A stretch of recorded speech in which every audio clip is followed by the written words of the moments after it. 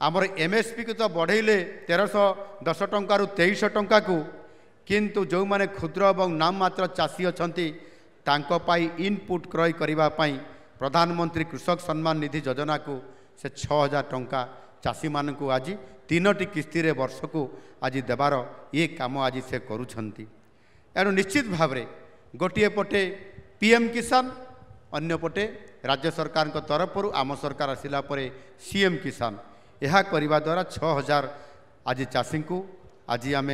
दौचु, जहाद्वारा प्रधानमंत्री द्वारा करा जो नुआ योजना गुड़िक प्रधानमंत्री कृषि सिंचाई योजना, प्रधानमंत्री फसल बीमा योजना एवं कृषि भित्तिभूमिर विकास पाई मध्य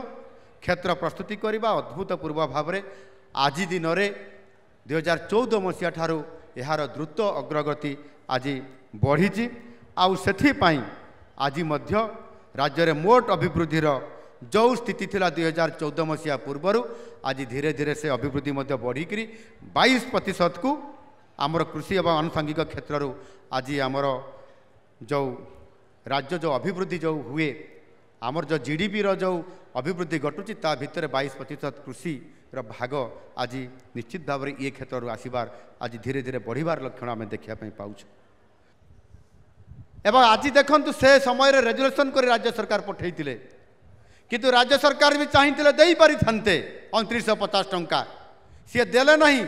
केवल गोटे विधानसभा रे गत सरकार रेजुलेसन करी प्रस्ताव टी पारित कर केंद्र सरकार निकट में पठे चुपचाप होकर रहीगले।